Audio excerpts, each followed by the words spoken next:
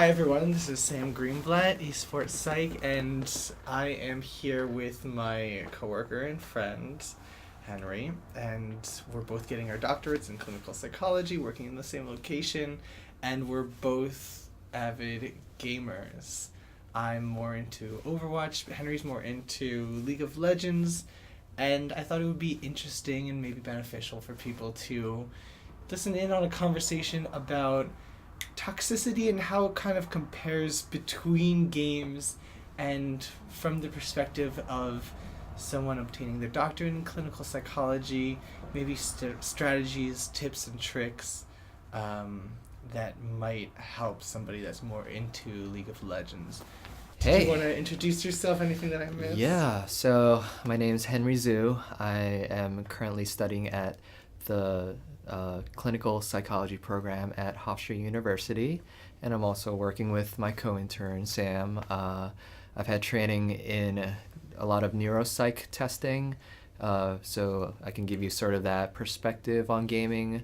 But also, yeah, like Sam said, I'm just like an avid gamer. I've been playing so many games since I've gotten a chance to get my hands on a computer, which back then it was like super expensive, and just wanted to play Street Fighter all day. Street Fighter 2, the So OG. you've been in like competitive games for a while too. I mean, I love watching competitive games. I've never competed or anything like that, but yeah, I love watching competitive League of Legends. I used to watch Dota quite a bit, but kind of like fell off and haven't watched since. Would you say that League is like your main game, or you jump around a lot? Yeah, I used to jump around quite a bit, and then I kind of settled on League. I've been playing with my now wife for approximately 7 years now. I've been playing since the beta, so I mean, wow, most probably other people will be able to count from there, Right. So. So what's your experience been with League of Legends? I know with Overwatch, there's been some toxicity, certainly, and at different times during different seasons has been more and less in the conversation.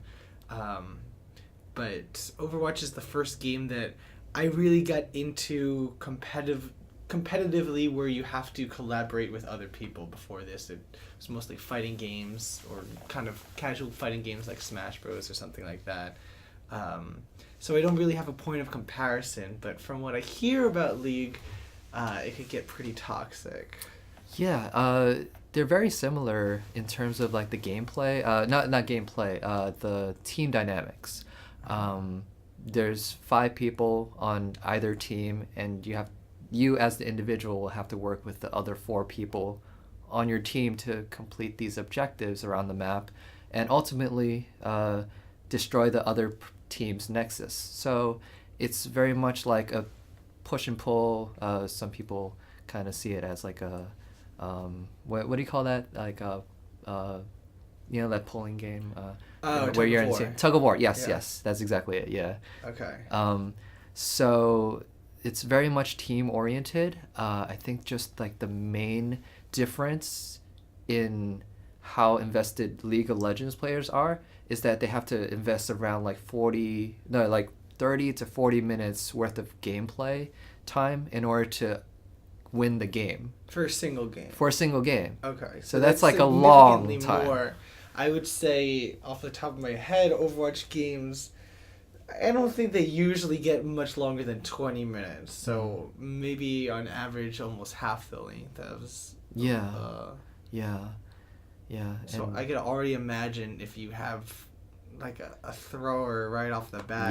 Yep. And you're in there. Are there severe penalties for leaving? So, do you feel like you're gonna lose right away? In the past, they've had like a sort of player behavior team. They tried to have like a PhD psychologist, kind of regulate the systems within League. So like they've developed Lever Buster, things like that.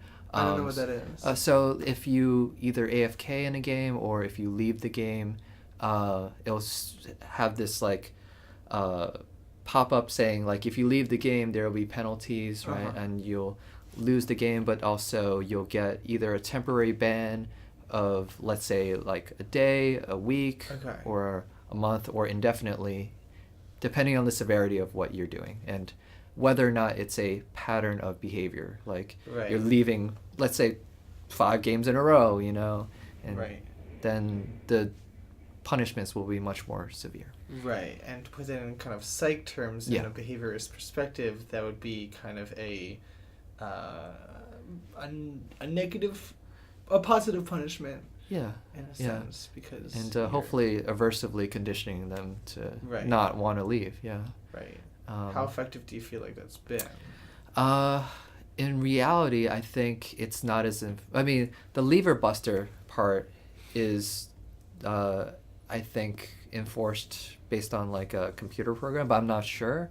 But like people can still do like other things like intentional feed in the game so that the other team can get advantages, right? Right. And inting, as we call it in the community, is pretty prevalent. And the biggest known inter in the community is Tyler One. And he recently got unbanned, and he's like now one of like the most famous League of Legends streamers. Uh-huh. So it's like at the forefront of the community where this is like a big problem that still needs to be solved.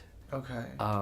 But yeah, like intentionally feeding or doing other negative, toxic sort of behaviors within the game are still not being caught by AI or sort of like Right. learning algorithms.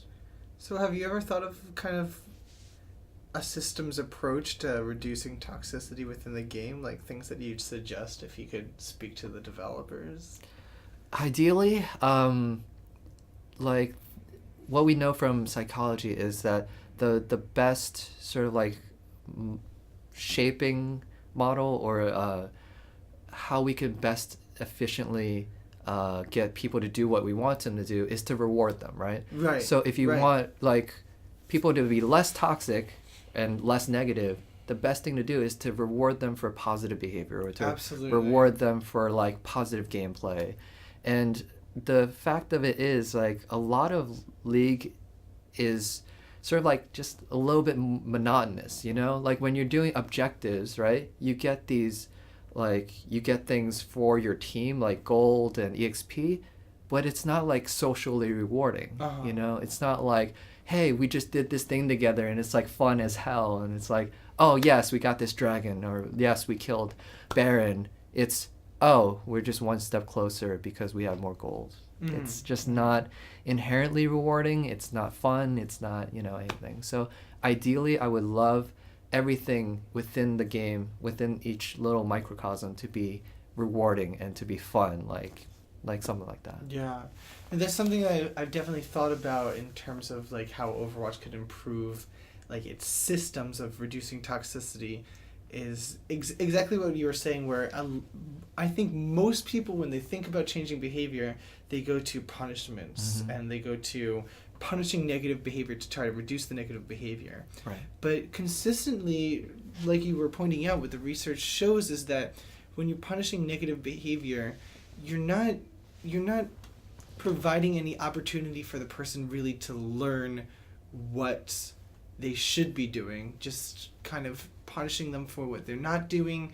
And the former is a more effective way of sustainable behavioral change. So like one of the things that popped into my mind that Blizzard could maybe implement would be there's a few voting cards at the end where it shows 4 people that got the best stats in whatever they did, and you just upvote them and that's it. They don't get anything from it, but sometimes it could be rewarding, just because their team has voted them at the end. I would love to see kind of a card for best leader or Right. most teamwork, where people could upvote them and maybe they'll just gain like some experience points, or they get some currency to spend in like the market or something like that. Right. Even a tiny bit, because the research also shows that small but frequent reinforcers are more effective than big ones that kind of just blow out. So even a tiny bit of reinforcement for positive social behavior, I think it goes a really long way. Absolutely. Absolutely. And definitely on that point, the small rewards are definitely much more effective because if you give them a big reward, then it's not going to be as fun or as enjoyable based on cognitive dissonance theory. So like yeah, the small rewards are the ones that will make them feel like that whatever objective that they're doing or whatever behaviors, the positive behaviors that they're doing are worthwhile. Right. Are And you worth just doing. mentioned cognitive dissonance. You want to like define that real quick? So cognitive dissonance is sort of a theory. I don't remember who, but so cognitive dissonance is basically there's a study where they were going to give participants either like a small amount of money or a big amount of money for Right. a task that was so boring, so monotonous, so kind of like trivial to do. And what they found was the students, the participants that were given the small amount of money enjoyed the task better. Right. It's the same task, right? But when you were given like the $20, right, the participants just didn't enjoy it at all. Like, so they needed to kind of bridge the gap between what they were doing and how they were feeling, what they were kind of thinking in their head. Like, why did, like, what's the reasoning that I enjoyed Right. it so much? Like, Right. it's got to be because I found some sort of meaning in it, or No, absolutely. Yeah. As I recall, I just looked it up, and it's Leon Festinger. Festinger, Like, okay. classic.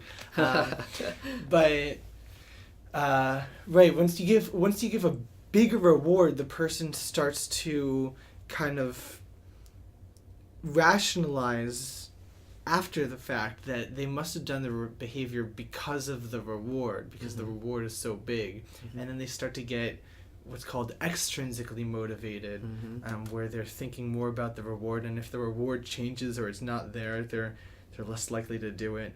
Whereas if it's a smaller reward, they still feel kind of reinforced from it, but their brain doesn't rationalize that they did it for the reward because the reward is not so significant, so they still remain more intrinsically motivated. Right. And that intrinsic motivation for behavior change is more sustainable. And in translating this whole conversation back to gaming, it kind of shows that small rewards for positive behaviors would be a lot more likely to garner sustainable behavioral change than punishments, which also, I don't know about League, but seem to be pretty inconsistent in Overwatch. Like I've played a ton of games with toxic people, and they do not seem to be consistently punished, and consistency is also a really strong key of changing any behaviors. Yeah, in League, I don't know exactly what the systems are, but yeah, like even if somebody were to, let's say, intentionally feed for one game, let's say they go 0 kills and 10 deaths, right? You wouldn't even notice if the player was banned until later on, like much later on, and so for some reason they have to have like a review process, which I guess makes sense because they don't want any like sort of false positives. But like now they kind of give you like a card to tell you like a player in the past has been banned for whatever negative behaviors they've done. Okay. But I feel like that's too late already. Right, and that's more kind of about reassuring the teammate that rather than teaching the person who was actually doing the negative behavior, right? Yeah. And it doesn't make much sense. And how clearly is what's acceptable and not acceptable kind of mapped out by League? Like, do they have the set of rules in game, and are they detailed, or? So if I remember correctly, it's been a long time, but they at the beginning of the sort of incarnation of League in beta and in the first season, they had what's called like the Summoner Code, which was sort of like a loose sort of set of rules and guidelines for positive sort of gameplay. And it doesn't really map out because every game's going to be different. It doesn't really map out like if you go like 0 and 6 that it's feeding or whatever. Like Yeah. that sort of stuff is more based on the community and what's acceptable or expected by the community, and that won't ever change. Like it's really about what the popular public sees as like feeding, and I think that expectation kind of leads into like the toxic behavior, because like if you think to yourself that like this person just gave up first blood and just fed another kill to the mid laner, and you think of that as feeding, right, in your eyes, then you're more likely to be tilted after that, right? Right. Even if you're playing some other role in the bot lane or top lane, and then you're flaming your mid laner that they're feeding, then that's going to tilt you, because that expectation is not being held up, that they need to be either on par or winning. And that's what makes this so complicated also, is that, I mean, with Overwatch, there's, 20-something different characters, so, with each one, there's different ways that you could throw, like, Torbjorn building a turret, like, in your spawn or something like that. So it's hard to delineate exactly what's throwing, and League has way more than 20-something characters. Like 120 now. Yeah. So I could only imagine that throwing can be so much more nuanced in a game that's more just has more variables. And that's a challenge, and at the same time, I think that, at least in terms of Overwatch, Blizzard could really improve in delineating. They did this step like a few months ago where they defined different reportable categories a little more. So they said, okay, you can report this person for griefing, and here's a definition of griefing. You can report this person for... I can't remember anything other than griefing, because that's usually what I report people on. But I think that it could definitely go a step further of like specific examples, because going back to the kind of the behavioral change, like knowing exactly what is on limits and what is off limits, and every time you're off limits you have the same result, and every time you're on limits you have the same reward. That's so key towards changing behaviors, is that consistency and predictability. Every single time I throw, this will be the result, and I know exactly what is. I'm sure the counterpoint to that is that once the rules are so specific, it makes it easier to play around it and to like play on the edges of things. Also, there's like gray areas. And it's those are like the areas where it would need some sort of like moderator or some other person to say like, this either goes one way or the other, And so I feel like it's tough, because League is also like, there's so many people playing it that it's going to be tough for any algorithm to catch all of the people either doing these negative behaviors or being toxic or inting or it's a challenge. Although when you bring up moderation, maybe you could correct me if I'm wrong, but I feel like in games like CS:GO at some point they implemented community moderation where people can spectate, like people that have been kind of approved by whatever servers are going on, would spectate random matches to observe if there were anyone throwing, and apparently that was pretty successful. I like that idea. That sounds like a good idea to me. There's always pros and cons with any system. I can see the pros being that like you don't need the manpower or woman power within the company doing the moderation, and you could just kind of crowdsource it and let them kind of figure out what's acceptable within the community or not. That leads to some of the cons, which are that some people are prone to bullying other people, or like at least in League, like when you're having a pre-made team of 4 people, they're going to bully the last person to do what they want. Sure. That sort of thing.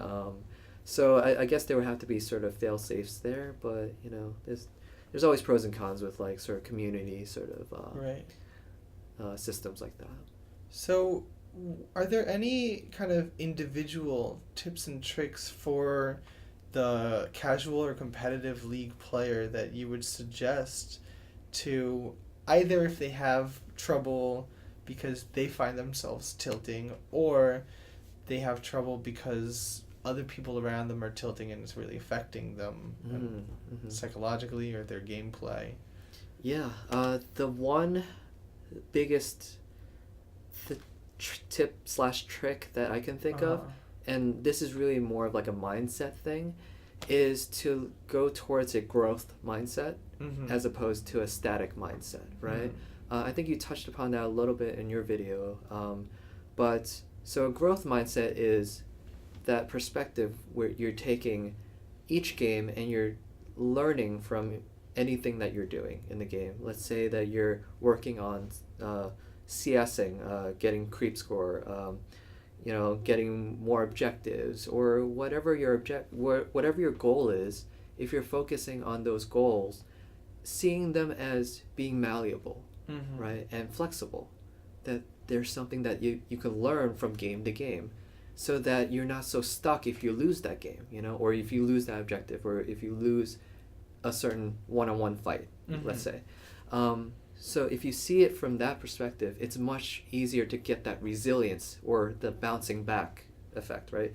You can bounce back from a stressful sort of like loss, or you can bounce back from a stressful one-on-one fight, because let's be honest, right? When it gets heated, it's like you're fighting against somebody else, and it's like, oh shit, down to the millisecond, whether you heal or not, whether you ignite or not, whether you throw out a certain skill or not, or whether you throw out an attack or not. So it's about coming back. It's about bouncing back. That, as opposed to that static mindset where, oh no, I'm a loser, or I can't ever redeem myself. I can't move on to the next game because I see this failure as so much a part of myself.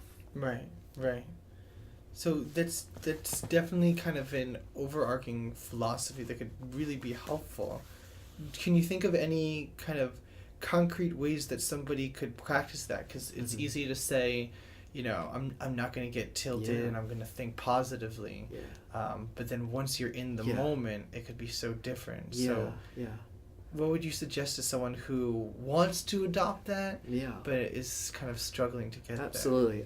So what a lot of pros are doing now, and you'll see it in a lot of the league scene, is that after a death, right, there's like a gray screen, right? It's sucky to look at, and it's like, it's really like, it's just awful to look at when you're dead and like you see a gray screen. So what they do is they take either a drink of water or some sort of like beverage, and that in itself is a simple but like easy cue for you to kind of reset. Do something like that. Maybe take a little bit of a snack, like eat a granola bar or something like that. It's just like the simplest physiological cue for you to reset your mind frame. That has a lot of different benefits. One being that you're replenishing your energy. Two being that you're taking your mind away from that failure that you just experienced.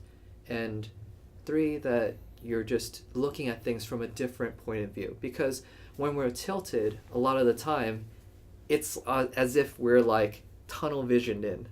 It's like we wanted that kill so badly, it didn't work, and now all you're left is that anger afterwards. So take a drink of water, eat a little bit of a granola bar, or get a snack, get up for a little bit, any sort of physiological cue that you can hone in on to reset your mind frame is just, I think, the easiest way to go. So another topic that I think is really important to both Overwatch and League and any collaborative video game experience is how to deal with a tilter on your team. And I feel like there's kind of two different stages sometimes to tilt. Sometimes people don't go full tilt right off the bat, but they'll tilt something like 15%. And there are ways that are more adaptive than others in responding to a situation like that. Can you speak on a situation where a teammate of yours is starting to tilt and what you as a player can do? Yeah. So tilt is so interesting because a person could tilt for any number of reasons. I'm not going to list them here, but you could be 0-3 and start to tilt, or in this one example that I'm going to be saying, you could be winning the game like 95% of the way there.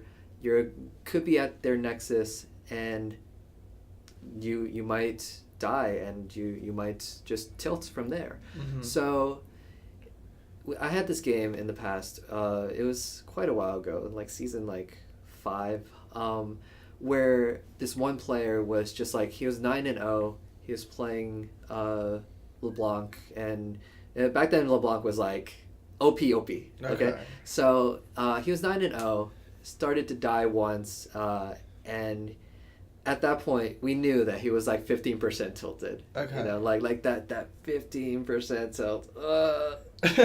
You know it. Right. You know that feeling where he's just typing like, oh, why didn't you do this? Why didn't you do that? He felt it was unfair, or he didn't get enough attention, or whatever. Like So, heals or support. yeah, Or like that. whatever it was, he didn't feel like there was enough of it. So he felt like it was unfair. So in that situation, or in very similar situations, you don't want to feed into that sort of like reinforcement pattern of giving into what he wants, right? He's going to carry the game if he's 9-1, Uh-huh. you know, most probably. But we don't want to be giving into that attention. What we can do... What would be giving into the attention? Like what are things that you should avoid doing in that situation? A lot of times, like, not name calling, or like not saying like, oh, you asshole, you thrower, you why are you doing that? That's the Right. most common one. Why are you doing that? You know, why are you going too far ahead, or why aren't you waiting for us? So You know? starting kind of to flame him, Mm-hmm. which would Yeah. only realistically exacerbate his Mhm. mood. Mhm. And if he was kind of redeemable, if he wasn't Mhm. all the way tilted, Yep. now there's no chance. Yep. Because now the team is turning against him, Yep. and they've locked in his tilt. Yes.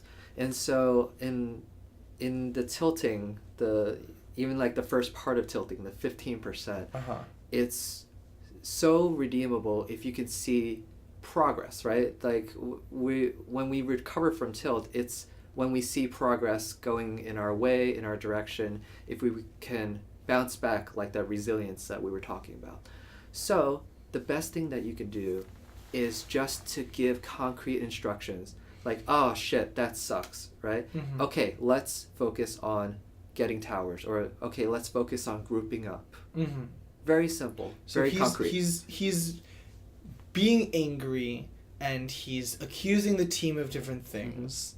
And it sounds like there's kind of two different pathways that you as a teammate can go. You could say how unjust his accusations are, which they might be totally unjust and unfair. Maybe, you know, you were healing him a ton, he was just being a little too aggro or things like that. Right. But that's more likely to lock in his tilt. Right. Or you could suggest some concrete things. Okay, let's group up, let's attack X or Y. Right. And that kind of offers a solution and a way for him to go from the 15% tilt back down to 10 or 5 rather than exacerbating and locking it in. Yeah. At the end of the day, we're all looking towards the same goal. Right. Right? If you're on a team, you're looking to win the game, obviously, you know?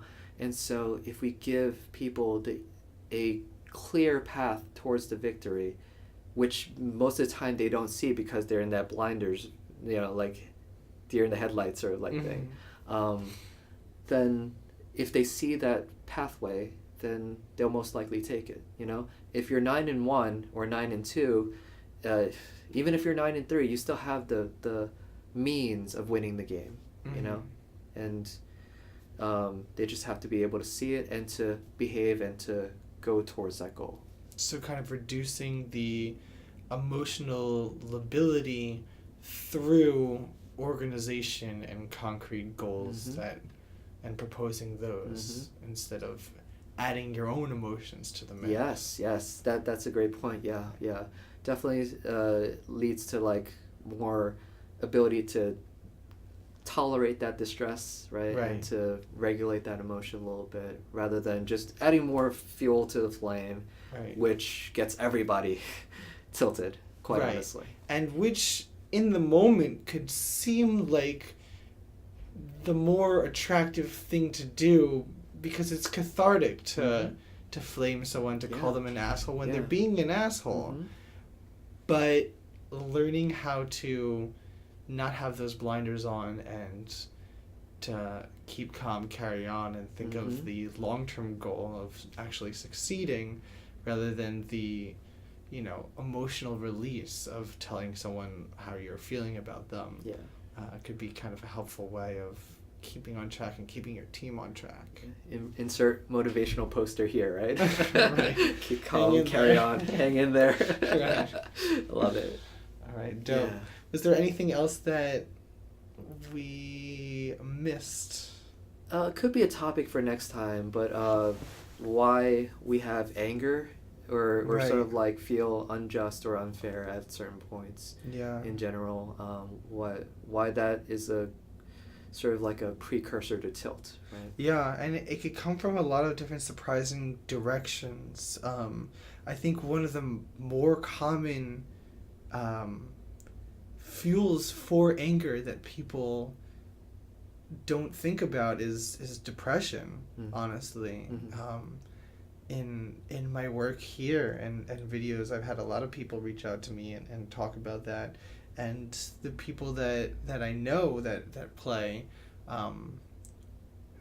including myself, are far more likely to feel tilted when they're feeling depressed. I think that's a really overlooked thing, and I think it's very easy to kind of pathologize somebody who's angry and easily say that this person is an asshole, but there's a lot of different complex origins of anger.